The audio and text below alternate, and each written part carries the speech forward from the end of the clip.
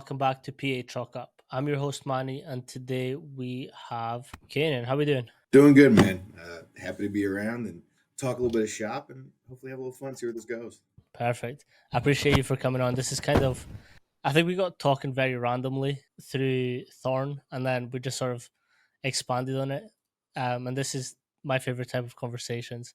So if you let everyone know who you are, what you do, and how you got to where you are. As a strength coach and a business owner, my time is quite limited. My favorite part about being a coach is the fact that I get to interact with athletes and be with athletes and really coach them. That's why I use TeamBuildr. I remember the days of searching for exercises, manually typing them in, and spending hours on spreadsheets and organizing my programs. This tends to be quite tedious and a lot of time consuming, which meant that I wasn't able to coach as much. So now for my business, TeamBuildr is a non-negotiable. It's an all-in-one programming platform that lets you create and deliver workouts to your athletes just in a few clicks. With TeamBuildr, I can customize programs, track athletes' progress in real time, and generate performance reports. My athletes get full ownership of their progress and can even share feedback on how they felt the session's going. Having this in place actually gives me more time to coach and be with my athletes. If you're ready to take your next step in your programming, give more time to your athletes, head over to teambuildr.com and use promo code PAChalkup, that's PACHALQUP, and start your 30-day free trial. All right, man. Long story short, I'm currently the Associate Director of Football Strength Conditioning at Western Kentucky. My long, elaborate title. Just I'm the lead assistant here. I've been going on 5 years. Just got done with year 4. And here I conduct all of our quarterback-specific training. I take care of all of our sports science, take over our X Needs program, which we'll cover here in a little while. And there's a lot of the day-to-day admin work that goes with being around the program a lot, being with my director, Jason Beltkamp, for the past 4.5, going on 5 years, and a little bit of everything throughout the day. I got here in beginning of 2021. I have a really unconventional way of getting into this field. Originally, I was a pre-law major. I was also doing Native American studies at Northern Michigan University. And about, probably 4 months into applications, I said, I don't want to do this anymore, and decided to look for the next place I could go. And strength conditioning was kind of top of the list. I've done training my whole life, been around football my whole life, figured that was a good mix in to see what the next level was. From there, started interning at my alma mater, interned at Yale University, where we've gotten some common connections. After that, I went to Arkansas State, worked for Pat Ivy for a while. University of Notre Dame after that as a paid intern.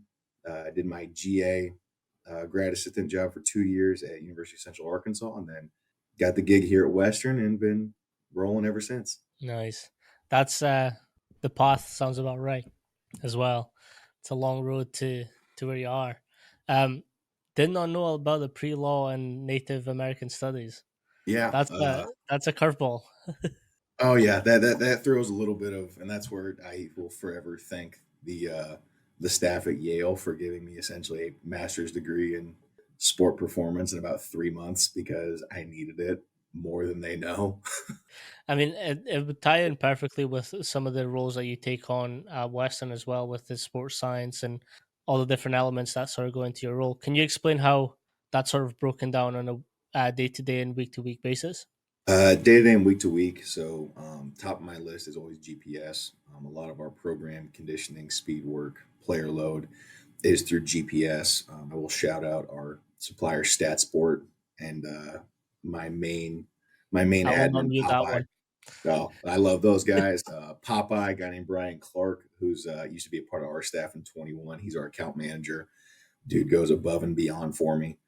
Um, but a lot of that's going daily report, doing a lot of player load, checking our acute to chronic, making sure we're kind of staying in that golden zone of recovery, and also being able to kind of kick some kids along in terms of, hey, you don't really hit your 90% build up speed this week. We don't need to be risking any soft tissue injury, things that we can stay on top of just in terms of making sure everybody stays healthy and limiting soft tissue injuries. That's my number one. We don't need to miss any time because of things that we could have prevented. So I'm going to look at that very in depth throughout the week and throughout practice loads, and make sure those reports get up to our coaches at the end of every day before I leave this place. I know not every football coach, especially, is a numbers guy, but I'm gonna make sure they try to understand it from my lens and what I'm looking at, which kids need to be where, and especially when we're in the middle of the season, so our starters aren't doing anything stupid week 7, 8, 9, 10 when it matters. So Mm. that's a day in, week out. I mean, we get through summer, it's a lot of conditioning build up. Where we're in the off season now, we start chasing some more top speed, high speed sprint training, making sure that we're looking at guys' build ups. StatSport's got some fun features for some left to right balance, seeing where guys go technique wise without having a 1080 or some of that technology. Mm. And then as we progress through spring ball, just making sure we're staying in the right areas of overall fitness, how many times we've touched our high speed, and how frequently we've done it so we can be healthy as we approach that part of the year. After that, I oversee all of our perch. So we just build up with perch velocity based training. Move on from Love Vitru. perch as well. Yeah, Yeah. they're awesome. Move on from Vitru, who did good for us, the old tether based system. We just kind of took the next step now that we had some extra funding. And that's been a big game changer for our program, not just in like the VBT world of, hey, we can be in strength speed today. Hey, we're in absolute strength. Hey, we're in total speed. Now our guys can see what's going on. A lot of our guys are visual learners. So, hey, did you see when this rep, when we told you to extend up harder, press out faster, have more Mm. violence, there was an automatic kick up in the graph? They see that. That's immediate feedback for them. They love it. And there's also a fun little competitive atmosphere from it, Yep. especially because Perch has that big scoreboard we put up on our TVs. That's the noise as well. The Oh, ding. oh, dude. The 18 to 24-year-olds, when you put something in front of them that ranks them 1 through 10, it is war to get that first Yep. place spot. And they will train a little bit harder. They will put every rep a little bit harder. And for them, they get to talk smack, have fun, be athletes. And I get to reap the rewards of training. They just push a little bit harder on. Yeah, that's And something that we're talking about off camera as well. Is like, and again, we'll get into a little bit more of the X program, but it's how we can get these little elements of competition or stuff that they see that they want to do, and that helps bring it around to the buy-in aspect of the programs. And again, I've partnered with Perch for webinars and stuff, and like Mhm. I personally will always recommend if the budget is there to go Mhm. Perch, especially with like some of the new features, like they've got out jump performance that you can track your body too. So it's another piece to the puzzle that will help your athletes get to that next level of performance.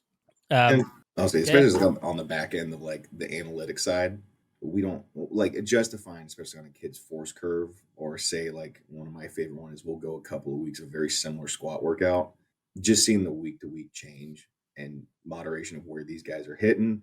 Are we getting a little bit stronger? Are we getting a little more fatigued? Kind of trying to stack more of that. Why is what's going on happening? And can we try to find out what the root cause is? Because mhm, if the kid's spiking up, he's doing great. Oh, coach, yeah, my sleep habits haven't changed. I'm eating the same, but you just took your 60% at 3/10 faster. And I know that wasn't an error. What's going on? What's good and why is it good? And how do we stay yeah, just constantly not let them sleep. here? Although I spoke with Lachlan Wilmot, he's based in Australia, and like we both came to the consensus that sometimes like your athletes will hit the biggest PRs when they're tired of shit, like when they've been through the ringer either in a session beforehand, like a field session, then they come in and then they smash a workout, and you're like, scientifically that doesn't work, but I've just seen it. Oh, it's happens in the weirdest times. I take some partial blame for we have a lot of smelling salts that go through our weight room. It's not uncommon for a kid of, man, coach, late night, I'm tired. I'm gonna go put my nose in this bottle of smelling salts, and I'm gonna feel a little bit better. And we're gonna have a great workout today. I'm not gonna question it. I'm gonna go with it, but at the same time, go, this is not optimal performance, but it is performance. And it's that thing where, and again, we've kind of touched on it. It's like the textbook doesn't teach you everything. Like That's having experiences and going through different programs, working with different coaches, sort of teaches you that it's not always the same thing that you see in the textbooks that gets you through that day. the unconventional route can get you through some hard times, and 100%. you don't really know what Um, the unconventional is until it kicks up on you. yes. Um, Going sort of back into the GPS and how that sort of dictates your um, loads and sort of program from then on. What are some key specific KPIs that you look at that really set the tone for the programs? At least just GPS wise, a lot of things, particularly in season, is going to be a lot of that high speed and speed distance load. We are going to take and look at some of the high metabolic load, but just in terms of what we've built up over the years, that relation of high speed and sprint yards, especially on game day and like maybe our harder practice Tuesdays, that's going to push in a lot of that fatigue throughout the week. So how we can grade that, how we can look at it, how we can try to push some extra recovery modalities after that are always going to help. But also maybe sometimes the things that we have to take out of our training. Because I mean, hey, if I got a DB who just played 70 snaps a game and he's having a long day and he just hit, you know, 400 sprint, 400, 500 sprint yards and another 1,000, 1,200 high speed yards, my squat workout on Sunday is no longer the most important thing in the world. Mm. So we can eliminate based on what just happened to the body. But then now as we get into a practice week is kind of the we color code a lot of our reports. You know, if I see light green, dark green, even some orange, I'm happy. If we see red, now we're going outside of our peak of a Tuesday practice. We're going outside of our peak of a Wednesday practice. Now we've basically put in a new PR and total load in a practice. Mhm. That's not where I want to be in the middle of the season. Now, if we're in camp, first couple of weeks of the season, we're figuring out our flow, we're figuring out our depth chart. That has an explanation behind it. But if you give me a kid who's been starting for 9 weeks and he just hit a peak high speed or a peak sprint distance in the middle of a Wednesday or a Thursday practice, that's a conversation that we need to have in terms of making sure this kid stays in the right area. Mm. And now with that too, there's a little bit of the balance of just GPS and the balance of knowing the sport. Because if I'm going to have a lot of guys in different units, there's going to be some colors floating around. There's going to be some different data shooting out. Now, in the same sense, I may have a redshirt freshman who just hit a new peak in high speed yard on a Tuesday practice, but now he may have just gotten on a new special team. He may have now just picked up more reps. Maybe he's starting to play some more. So his load's going to increase. There's some explanation behind that, but it's also like knowing why our explanation is happening, Mm. putting some two back and forth because you're involved with the football program. Because if you just look at numbers, congrats, you look at numbers. Tell me Yeah. what's going on. How does this relate to the sport? Like, if you ever really want to throw off your GPS guy, go try to chop through anything that happens when a player lays out and dives for a catch or dives for a tackle. Every time you're going to get like a mile and a half, 2 mile an hour peak, and it's annoying every single time because now I got to go Mhm. back and think, all right, which play did that happen on, and can I remember where this happened? Yep. Because now it's going to throw its high speed for the rest of his career. Thomas Newman, who we both know, has a great story on GPS tracking and how easy that data is skewed. So I think he was talking about it was either lacrosse or um, baseball, but one of the players actually got injured and he had to get carted off by a gator. But because he still had his GPS on, it picked up the speed of the gator. So when the sports scientist analyzed that data, he was like, "Oh, he had a massive like spike. Like he did really well. Like I need to tell the head coach. Like he's doing phenomenal." He was like, "At what point was this? Go back and watch what happened at that exact moment of the game." And then the sports science guy was kind of like, "Okay."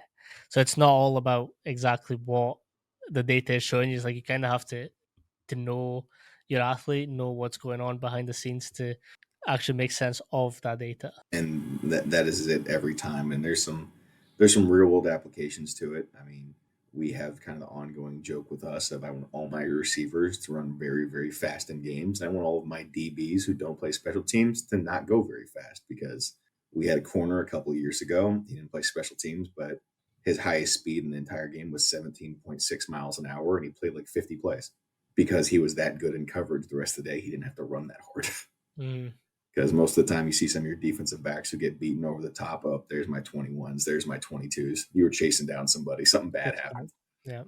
Whereas, we have the little kid around with some of our DBs of, hey man, if you give me a game at sub 18 miles an hour, you probably did your job real well. Or we were sitting in cover two and you did nothing.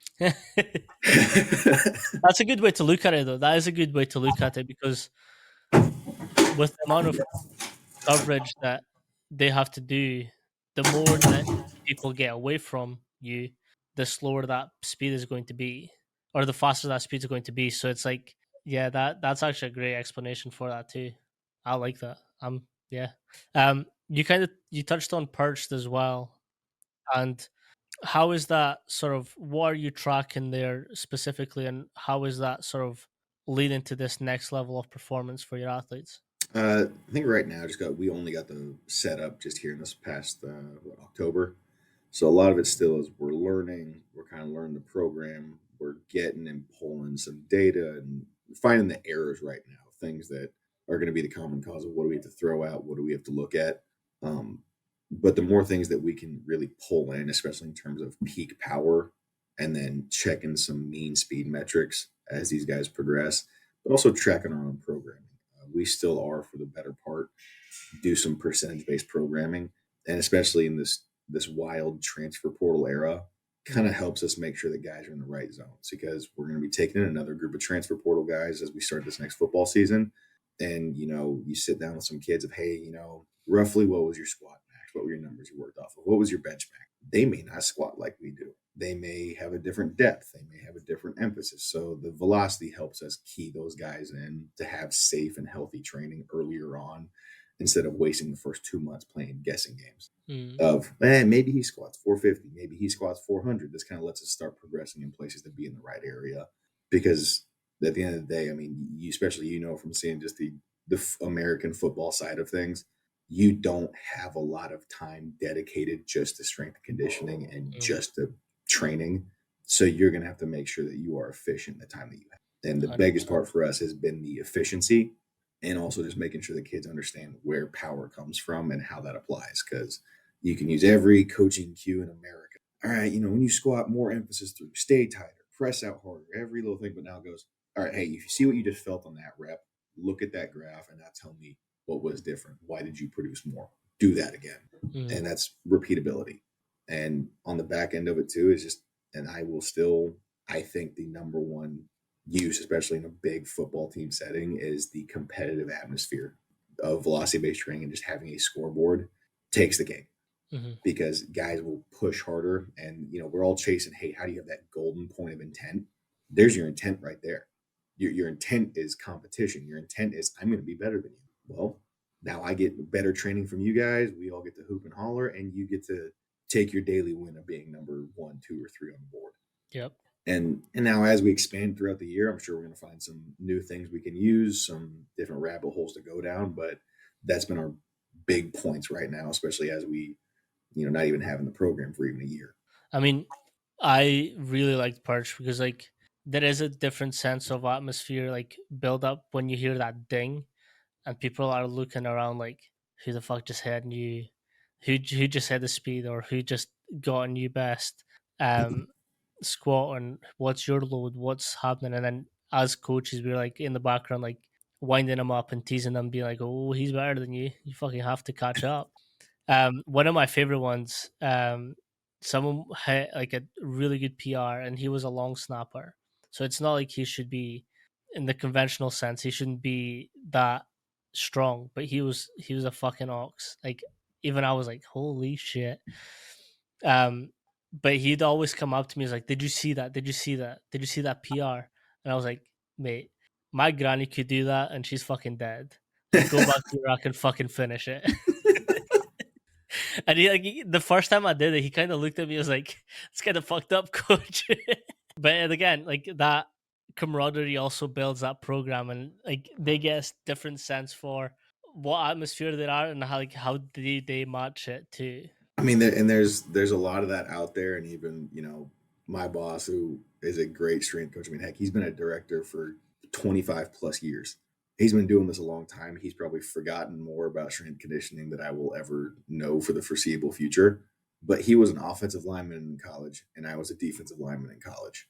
That is a common battleground in our weight room of which side of the fence are you on, and how are we going to make this day a little bit more about back and forth because now it's not even strength coach versus athletes. We got to get them to do this. No, now it's strength coach versus strength coach with some athletes versus athletes, and we're going to compete and we're going to have some fun while we do it. Just 100%. because, I mean, heck, I mean, I haven't played the game and I can't tell you how long, and neither is he. And but hey, you're still an O lineman or a D lineman at heart. There's some foundational principles you got to stand on now for the sake of this, and that makes it fun. This will kind of lead into the X program. So if you give us like a little brief explanation on what the X programming is and how that ties in with the football program. So yeah, so our X needs program, it's it's almost like say it's your baby workouts throughout the week. It's your smaller dose of what do you need, and that's where the X need came from because a lot of it is built around a lot of true active mobility, active flexibility, and some movement correction, but as well as building in extra hypertrophy, extra maintenance in certain areas for certain guys, and pushing them somewhere throughout their training week where they take that time because traditionally, we'll have 3 or 4 days of what I consider the classic strength conditioning days, true weight room workouts, total team warm ups. We get through the workout card together and we move on. But now we take our 1 to 2 days, depending on the training phase. You have a 45-minute window. You can be 15 minutes early and start earlier if you want to, but you go to your areas of your assigned day. So guys come in, they'll do a little bit of a movement analysis with us when they first onboard, and it kind of just lets us hit those easy checks of, hey, maybe not the best ankle mobility. We got something funky in the hip here. Hey, this guy's got a history of shoulder issues and AC joint. So we can collect some of those things that now let us apply them in our X needs program of, all right, man, you walk in the window, you have your 45 minutes. All right, you got to go hit the ankle station with its 4 to 8 exercises, depending on the day and week. You go hit your shoulder stability work. And then also you are kind of on our weight gain program, so you need to go bump over to the pump workout, and you go hit your little hypertrophy session, then go get some recovery nutrition.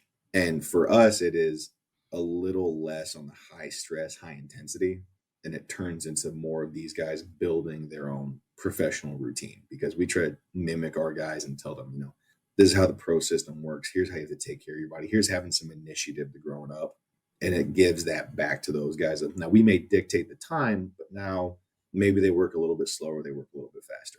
Now maybe they hit their assigned areas and they want to go get some extra core work and some T-spine mobility just because they want to. They're building things that help them out. And the way that we even rotate some of our exercises, because I say our exercises, this is everything from Kelly Starrett flossing, old Mm. school mobility and body weight routines, some small loaded work maybe for knee care and hip care. A lot of things that we're stealing from other places that we like and we borrow, and we're giving to these guys with the end goal they find at least those 5 things that help them. What is the old Utah State mobile guy, Joey Burgles, the Yep. FMS system? Steal some of those workouts, and guys that make it, they think it's great for their hips. It unlocks some mobility and it makes them feel good before and after a practice. Use it. Have that tool in your toolbox. Even a lot of our quarterbacks and guys that would say, hey, you got to go through certain shoulder and mobility and stability routines. Guys that take that because they go, I like that. That works for me. I'm not going to use it on my own time. The Mm. more things they can get out of that, the better off we'll be. But putting it in an atmosphere where they come in, take care of their work, they work at the intensity they need to, and then we move on with our training week because we just sprinkled in the things that we needed, but it now gives them some ownership in the program, which has been huge for us. I love the educational piece to that as well, and the fact that you mentioned then like they like at some point, hopefully some of them will go pro, and they then have to take that accountability. So if you're doing everything for your athletes at the point that they leave, they won't know any better than to have a strength coach to do all this for them. And again, two mindsets here, but like with my clients, I want them to get to a point where they can program for themselves and be able to like I need this XYZ adaptation for my performance. Like I want them to know how to chase it. Like that I could lose some business from it, but at least I've educated someone and they're more likely to refer more people back to me for that reason. So it's like when they go pro, they need to know enough to not solely rely on the strength coach, and it also gives them that thing of okay, he doesn't know what the fuck he's talking about, so I need to look for someone and else. and not even take away from somebody else's, maybe they like somebody else or they don't, even depending on the organization, but the fact that they got some kind of foundational place of these are things that help me, I know this is why this helps me, this is because we've drilled all these different exercises, they take something away from it. And at the end of the day, that's what we want to have, because guys that have been in our program long enough, hey coach, it's Wednesday, what do we got? You here for 5 years, you know exactly what's coming up. Oh Mm. yeah, fair enough, now we move on. It's that old chestnut of like How many sets and reps? Like you have been here for, with the COVID year, you've been here for 6 years. You know exactly what the training's coming up. You could probably coach it, and I can step back, but this is where we are. And I think just and the X needs to has progressed, especially over the years, as we need different things, and also getting feedback from the athletes of things they like, because there have been some exercises that I'll be honest, just may have been a little too complex to introduce early. So now we kind of got into our system of throughout the 8 weeks that we have within just true having performance time before we get to spring ball. Here's our progression of Mm, shoulder stability. Here's our progression of shoulder mobility. Here's our progression of even extra core exercises. It might be in the right area of holding a perfect plank and doing some positional anti-rotation, anti-stability work. And now we get into maybe some of the more fancy rollout and pause and bring it back in, because just like with your normal clean squat, bench accessories, there's a periodization element to the smaller mm, workouts. And arguably for some guys, it's the smaller workouts that are the hardest. yep. Getting guys to bend. I will still think, and I got it from Kabuki and a lot of the old Chris Duff and crew guys, quad fallouts are one of the single hardest movements for guys that are stiff and locked up in the quad and hip to do. But as they get it down, it gets better. But that might be the most uncomfortable thing these guys do all week. And I may have a 90% set of two squat and some in there. But that's going to be the thing that's hard for them. And that's going to be the thing they are going to have to really work on to take care of their bodies. Just so people know what we're talking about. It's lovely movement, but it's a technical, tough one for the blend of mobility and strength. And I think really that what it does is that it ties us back into what we want our program to be, which for us, and I use this from my boss and my director, we have our three big goals of our program. Number one is to chase being injury free. We want to be one of the strongest yet better bending, most fluid movers that there are, because that's going to keep us healthy in terms of things that are preventable in the football field. Now, we know football is a violent sport. You get rolled up on, bones break, wrong place, wrong time, things happen. But in terms of preventable injuries, we want to be there every step of the way. You keep And using that word, it's the what I preventing. it is what things we can do to make sure that they aren't there. And that's Yeah, 100%.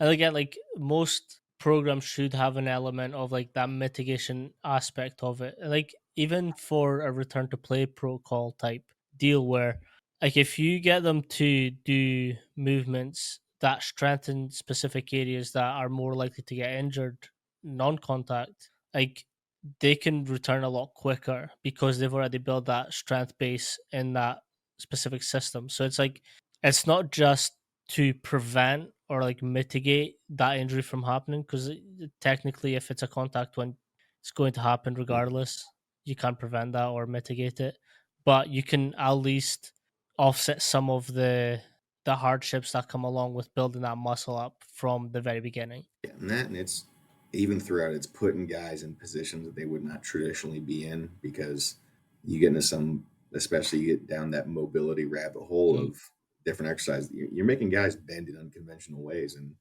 I mean you've seen it, and especially being up at the Power Five level, there are some genetic anomalies that are just massive humans. But if you can get them to bend, it gets a little bit scarier, mhm. because you can take We the outlier of the outlier and then make them move a little bit better, bend a little bit better, and that can unlock a whole new scope of performance. 100%. We had two 18-year-olds, the 225 test bench like a 22 piece. And that to me was scary. And Oh, I was like, that's what the fuck is impressive. your mom feeding you? Like, where are you from and what air are you breathing? I need some of that shit. Hey man, some guys win the genetic lottery and it's unfair, but it's cool to watch. 100%. One of the best things I saw though is one of those 18-year-olds, and it was single handedly the best line I've heard, and it came from Coach AJ, and we were doing like a, I call it like around the clock where you get faster every single round, Mhm. and he's 18, hyped at Power Five. He's a fucking freak. Like he Mhm. was a freak, and he still is. Um, but he was just like outpacing everyone. And Coach AJ turns around and is like, "You can't beat science." And like I was kind of that's fucking genius because like yeah, like the next round he was at the back. I was like, Yeah, it's coming to collect whether you like it or not. 100%.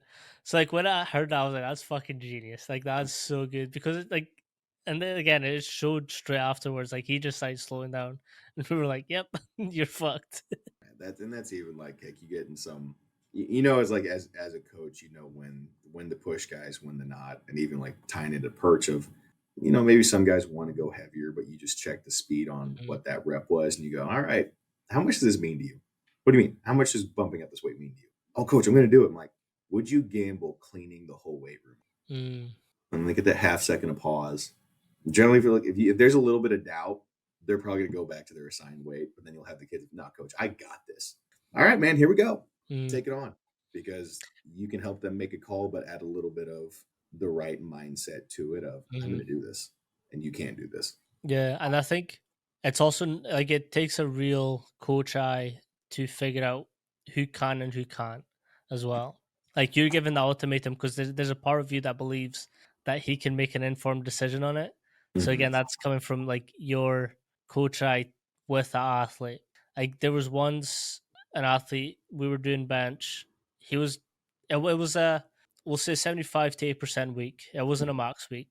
So but he was hitting his weights and he like we had one extra set and he was like, "Can I try my PR?" And like everyone in the rock was encouraging them, and I was like, "Look, I'm not saying that you can't do it, but I don't want you to do it because you have got a field session after this. If something happens to you, that's on my neck. And although I believe that you can and you could at least attempt a good rep, but to keep you healthy and in the game, no." And like he kind of looked at me as if it was like, "I don't like your response, but I respect it." And I was like, "I'm looking after you. I'm not here to lose my job because you wanted to PR." I mean, it's for coaches and athletes. I mean, you can't get greedy. If you Mhm, accomplished what you had to accomplish and you did it well, move on. Because I mean, let's be honest. What's that extra 10 pounds on that bench going to matter? What's that mhm. extra 15 pounds? Like in the grand scheme of things, what does you pushing a little bit harder and risking some negative in this weight room workout going to accomplish for us? When me and you both know that we now have a practice in three Yep, hours, or we have a tough run session in 45 minutes. It defeats the end goal of 100%. sport performance, is that one thing at the beginning of that phrase, which is the sport. Mhm. We are a service industry. We're here to help you accomplish your goals on the field. Just because I get greedy because I want some numbers and new statistics that show me how great you are and how much you've improved and how awesome my program is, doesn't mean a thing if you're not available on the field. 100%. And it's always that availability. Like that's what you're essentially chasing every single time that they're in that weight room. How can we get them available for as long as possible? And I think that like that's why I really resonated with the X Needs program. And we kind of had something similar. And it was like it was your bucket filling days and it was like optional workouts. Um Mhm. where we were targeting. So it was like power, strength, stability, and I like the caveat that you've added onto it, and it was like that pump session feeling that they get. Um, so I kind of want you to explain like the different stations and how they sort of progress from one to the other, and what is the consensus that you're sort of seeing from having these stations. I mean, I think that first one, you just diving in kind of the pump day, just we call it like the gun club, arm farm, whatever Nice. generic fun thing that you want to throw on it, or we'll throw a little fun theme on it. Like it was one of our assistant coaches' birthdays, so of course everything was tied into how old he was and how we broke that down. And small fun things that you don't think about that are mindless, but if it involves a college age kid doing some buys, tries, and shoulders, they think it's fun. But for us, it's that micro dose. It's that little extra workout that we don't have to worry about. That from a pure scientific level, yeah, maybe we are pushing a little more hypertrophy your way. Maybe we're trying to get you a little bit bigger, but it's adding volume into your work week in a way that's not so overly structured. Because you take most of your high school, most of your athletes that come in here, if you give them free time because they're bored in the facility, what are they probably going to go do? Oh, I'm going to go do hammer curls. Hmm. Awesome. We can give that to them in a way that is both progressive, but also around us and a couple times a week that might induce something, but it helps them feel good about themselves. And also, I mean, you take every performance plus out of it. Hey, it's more blood flow. Hey, it might induce more hypertrophy. Hey, it just makes guys feel good. So psychologically, they are locked in for the next day. It's the small things that they don't think about because it's for them. Oh yeah, it's gun club. That's all it Mhm. is. There's nothing else behind it. Where for us, it's hey, 6 weeks later, his arms look. Maybe he might not realize it, but from the back end, we are. But he's just getting his Tuesday, Thursday pump that he does every Tuesday, Thursday, and that's part of his routine. And that progresses with some intensity, it progresses with some volume, depending on where we're at. Like we tell guys, if we're getting that time of the year that bench is getting a little bit heavy, okay, you don't get any tricep work nowadays. It's a lot of pulls. Might be just some Mm. biceps for the sake of biceps. Maybe you just have forearm work and wrist curls. So I mean, there's a little bit of nuance with what we need there, but it for the most part is upper body and needed from just extra dose of work that we can give them. And guys love it, whether they're on the need for gun club and the need for hypertrophy. Most guys are going to attract there first just because of it. If you just break down some of we kind of just break it down by body parts. So ankle care, kind of ankle and foot crossover. We get up into our next area, which is a lot of hip and more mainly the hip girdle. And we'll get into some quad work to come out of that because that's where a lot of the guys will get some discomfort, mobility problems out of that. Shoulder and pec, and then far end will be some uh, T spine, lumbar spine, some extra core work. And for all of those, is going to be a blend of mainly, at minimum, two stabilities or strengthening workouts within those, and two range of motion or actual true flexibility. Because like if a guy comes to the hip station, it might be some of that Joey Burgles hip car work for the sake of just getting some active mobility and moving. We might set them up just doing an old school couch stretch of trying to just release some of that hip and high quad. Now, on the back end of it, they might have some 50-50 squat hold with some time and isometric work into it. They might have some small step ups or step downs just for a little loaded work to get everything moving. It's the micro doses of things that I don't need to overplay within our workout, Mm. but also that blend of stability and mobility for them to both. Because I'm a big believer of you can foam roll and percussion gun everything you want in the world. You have to move, and the better that we can get them moving in a controlled state, better off they are. Because I try to word it for our guys. This is like the greatest warm up ever. You get to Mm. move and be warm and be fluid and feel awesome. That way, when you apply it to your own self, you know what gets you rolling through because nobody ever had the best performance day just rolling out of bed being cold. Yep. So now you're getting the education to move, and we're going to progress it with intensity. We're going to progress it with load. I mean, that first quad fallout, it's going to be a lot of guys holding onto a rack because they might not be as strong or as stable. Okay, 2 weeks later, it might be holding a 5 pound. A couple weeks later, it might be guys building up to being able to hold a 25 and a 45, so they get a progressive load of one exercise that now it's 20 other exercises that we've slowly progressed over time. They get more coins in their piggy bank, and I'm happier at the end of the day because it's structured throughout. And and I'm aware it's progressive in the terms of programming, but for them, they're working at their pace. Yep. Maybe they're on a time crunch that day. They got to move a little bit faster, so they're just getting out their stuff, not talking to anybody. It's pure workload. Well, and it's always linemen, and I was one, so I take it. It might be the gang of 4 or 5 linemen that want to talk a little bit, have a little camaraderie while doing their work. So maybe they move a little bit slower. Now, am I going to push them along? Hey, cut the chatter. Sure, but they're around each other, having the team atmosphere while doing their work. It's lighter for them. They don't see it as work. They see it as this is X needs time. This is where we take care of ourselves. And there's more things that we get to include on those days. Like last year, we started every Tuesday. We start the day off with yoga. I have Mm. never seen so many large humans in one room buy in and have fun with a yoga session because I mean, I call it big guy yoga because there's definitely some things that we can't get these guys in the positions of. Just we don't bend that way, but it's calming music. It's cutting the lights. It's nailing down some box breathing techniques to get the heart rate low. And now it's going through movement cycles of guys that taking care of the hips, backs, and things that get stiff. They buy into it. They get to clear their heads, and it's quiet time. Everything goes off, and we just focus on moving. So now, when we're done with that 15, 20-minute yoga session, we flick the lights back on. Guys go hit your X needs. They're in a calmer state. They move on because, I mean, college athletes. It's like herding cats. They're energetic. They want to be everywhere. Starting the day off with yoga, it calms them down, gets them in a little bit more of a focused state, and then we go push them to their X needs, and they work a little bit better. They work a little more efficient. Thursdays, especially last year, we did a lot of expanding on different breathing techniques, especially some of the science behind that. Whether it is the box breathing and bringing the heart rate down, or some of those activation breaths of how to get the body ramped back up for some intensity. and teaching guys that progression, because it's a couple athletes that we get feedback from of, hey, maybe we're in a tough part of the game or we're in a tough conditioning session. Then you start hearing guys, hey, just breathe. Mm. Oh, wow, they're still using that. And then what it turns into is guys knowing some of the small things that I wouldn't have thought of, and they're using that within a tough time for them. They're using it in game, but they're using it where they need it. Not where I 100%. perceive them to want it, but it's where they need it for them specifically, because I got 105 athletes. I got 105 different guys that have different processes and different needs. So the fact that they'll even take one or two things from that entire program and use it for them when they need it, we've accomplished the goal of X needs.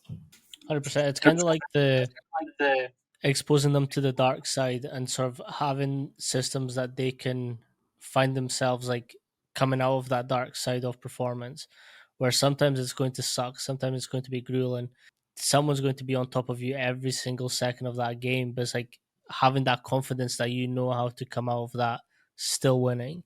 And Coach Caroline, she did the yoga sessions at UW, and I will always rant and rave about her because not only is she an amazing strength coach, but she's got that yoga qualification and she fucking knows her shit too. So I saw the benefits of what you're saying exactly, and it is a really good thing to add into those big guys. What that also reminds me of is some of Patrick Mahomes' workouts where he's bending and twisting in different ways, and like they cut to game performance when he's doing those exact same movements to try and get away from like defensive line of his, and then just fucking launching it.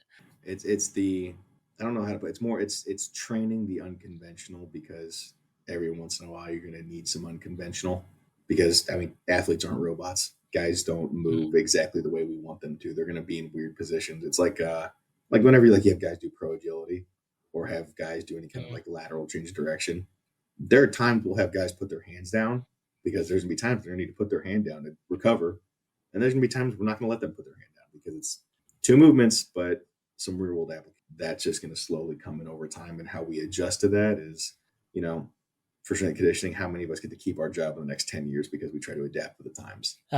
Something else that you mentioned that I've never really heard another coach talk about, and again, it might be showing our age a little bit, but it's the voodoo flossing. You Yeah. kind of touched on it. So can you explain what it is and the benefits that you've sort of found in your program? Yeah, no. So voodoo flossing, stole it from Kelly Starrett and the Supple Leopard 1 and 2. Long story short, it's a really Hand thin band circulation. that can, yeah, it's baby BFR for some external joints. It's ankles, knees, shoulders, elbows. It's tight compression, range of motion, a little bit of BFR, and then wear it for 30 seconds to a couple minutes depending on the tightness level. You push through some ranges of motion because that compression is going to let us move a little bit farther, and then you pop it off. You get that blood rush, and you get that I feel good. Now, some guys, it's as much as it makes me feel good, so I roll with it. And then there's you know guys like me who've been weight training for the better part of 15 years, and if I need to warm up in the morning, wrapping something up and move it helps me get going a little bit today because it's got the compression behind it, and I think it's a great tool. Whether it's having a big wrap and throwing it on a big guy's leg and trying to get that quad to loosen up a little bit and get some range of motion, or maybe just some guys who want to get on their ankles and it makes them feel good before practice. I just think it's one more of those tools, but I definitely think you're right in the age department of one of those little things that you start moving on with. Yeah, like again, I've spoke to coaches about voodoo floss, and they kind of look at me like, "What the fuck is that? And where did you see this?" And I was like, "How is no one that I've spoke to touched on this?" And it's like when you said that, I was like, someone's found it." Oh, oh, I love it. Our guys love it. I got two of the really big ones that Kelly Starrett came up with. They're like the 5 inch Mm, wides. Yeah. If we're going through a practice or we're actually getting some intense football, there will be a lot of large humans around my office that want to throw the big ones on their knees and legs because big guys on turf, we're getting rolling. We're a little bit of stiffness, makes them all feel good. And then, of course, athletes talk, oh, that makes my knees feel good. Oh, that might make my knees feel good. mm. Well, now it starts turning into a talk of I need more voodoo floss bands because guys are actually using it. Yeah, And like I always carry one in my gym bag And like when I pull it out, people are like, "What the fuck is that?" It's like, well, it's yeah, it's just something. I I do mean, so. Mine's is my shoulder.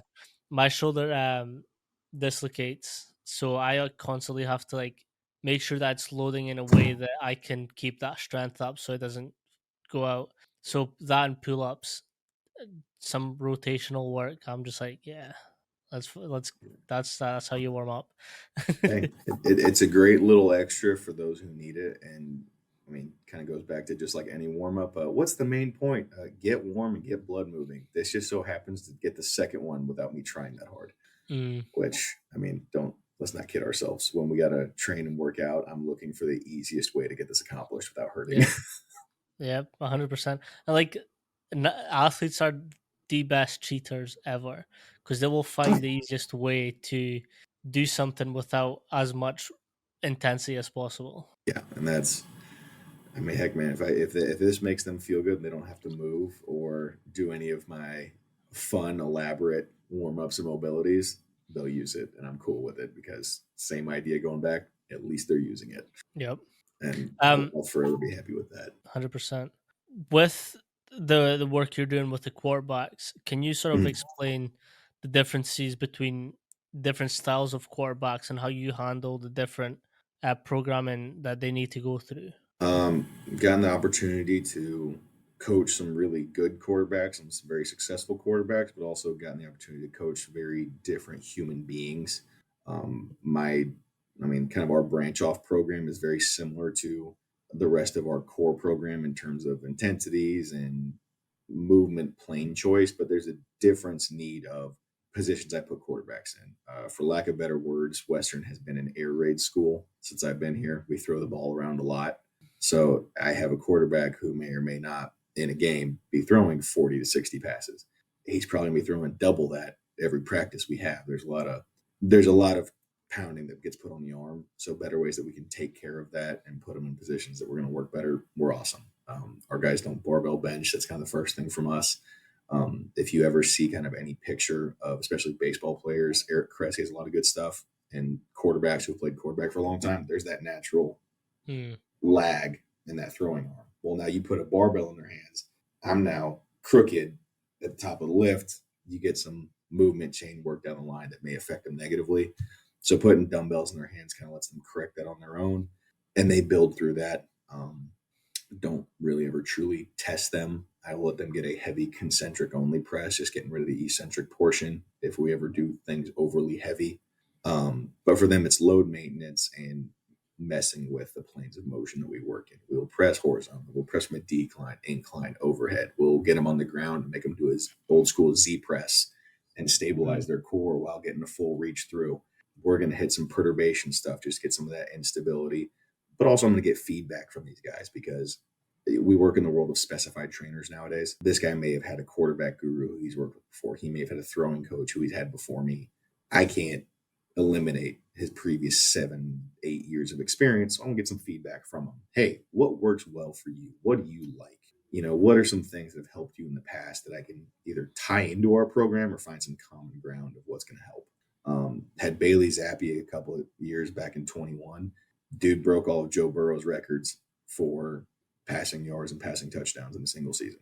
The Oh. absolute gunslinger and probably one of the most professional quarterbacks I've ever been around. For him, it was just him being honest with me of when is your throwing arm uncomfortable and we got to take some load off because he's a type A guy that wants to go, go, go, go, Mm, go. But if he can give me some feedback of, hey, maybe this isn't the best day today, let's take some load off or let's move around in some different area or maybe let's do some smaller band work and cable work. That's a conversation we can have and he can be honest with me and be okay being honest with me.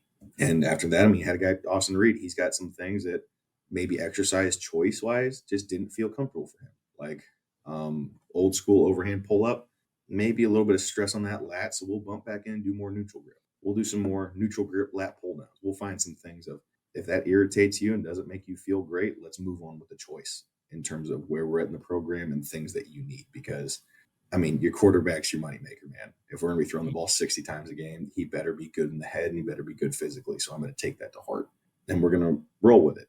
Over the years, we started front squatting our quarterbacks a lot more because I don't want to risk any not in any risk. I don't need to have as much lumbar loading as needed, especially as much as they are rotational athletes. So we're going to front squat more. We're going to do some more loaded unilateral work. We're going to have some more split squats and things like that built in there. When we do our Olympic and explosive work, instead of doing true Olympic lifts, we're going to do variations. We're going to do pulls from blocks, hang clean pulls. We're going to go get on a Vertimax. We're still going to train triple extension and power, but we don't need to do it in the classical football way of everybody hang cleans. Mm. Well, not that guy, because I need him to throw and I need him to do it well. So we're going to find those traits that we can have through a different choice, and also not being anchored down to one style of doing things. Yeah. I think that's important as well, as like having that adaptability within your exercise selection. Yeah, Like not all athletes will need a certain type of movement. So like you're again, teams is hard because everyone has to sing off the same hymn sheet. But yeah, within this, you can have little subtle differences between depending on movement qualities and performance standards. So I always love to preach about like the flexibility of changing an exercise. So like someone finds back squatting very uncomfortable, hurts their hips, whatever else. Yes, we can take care of those issues, but meantime, does he need to back squat? Can I just put him on a front squat instead? Could I put him with a cowbell, two dumbbells? Can I, yeah. whatever it may be, to build up that quad strength or that hamstring strength? Still getting the And adaptation that's of and that goes. what's necessary. And no, I was saying that just goes back to that, the thousand ways to skin a cat. I don't got to be anchored to one. I got different options. I got different ways that I can do this, because I hate the term of, you get people that get caught into, they identify a movement or a program with who they are as a coach. Mm, I'm a linear guy. I'm a bench press guy. I'm a heavy back squat guy. I'm a this, that, and the other. I'm like, dude, we're coaches. We train. I would love to give a label to the way that we write our programs and the way that we write our progression. But to me, it's not one way or the other. It's just training. And I'm going to mm, find the best way to train our athletes that we can. And we're going to do it with foundational exercises that are scientifically proven to get us stronger, faster range of motion, whatever the goal is. But then after that, we're going to do it well. And I'm not going to be married to the idea that I need one thing or the other, because 100%. as soon as you get caught in that rabbit hole, you move on. And I credit that. I go back to, I credit a lot to my boss. The man has been a director. Jason Velkamp has been a director at Utah, Louisville, Arkansas, NC State, been a member of the Cleveland Browns performance staff, and has been the director here at Western for 7 years. You don't get to be a director for 25 plus years without adapting with the times and not getting caught in that rabbit hole. The better you adapt Yep. with the times, the longer you get to stay in this field and be successful in this field. Because I will give the man credit to that too. The dude's won everywhere he's been. I wish you could get a photo of the man's ring box. He's done this a long time, and he's done it well. So he must be doing something right. So I'm just going to pick up the lessons along the way. 100%. You have to as well. Like with that amount of knowledge and experience, you'd be kind of doing yourself a disservice if you didn't. We really appreciate you for coming on. If you want to link people back to where they can find you and all that good stuff. Yeah, I think most of my social media is at Coach Clark WKU in some way, shape, or form, and it's lifting videos and snarky tags. That's about it. There's not a lot of continued education, professional realism. It is just a day to day look into my normal life and things I find humorous. Perfect. Before you get out, what would be one piece of advice that you would give new strength coaches or coaches coming into this industry? Um, and also, number one piece of advice, and talked about it with some of our interns the other day: find what you like and roll with it. You're going to get thrown a lot of different things in this field, and things that are interesting and that you may need to know. If you find something interesting, go learn about it as much as you can. I found out that I really like the GPS work, and especially VBT. So then I'm ingesting every bit of Brian Mann and uh, every VBT study there is out there to try to find what's the best way that I can find this. And then I'm also going to try it on myself, because if I learned it, it's going to help me. So I'm going to go with it. Go find your niche, find your love in this field, and go with it, and don't look back. Perfect. We really do appreciate you. And All right, man. have a good day. I mean, I appreciate it. Peace.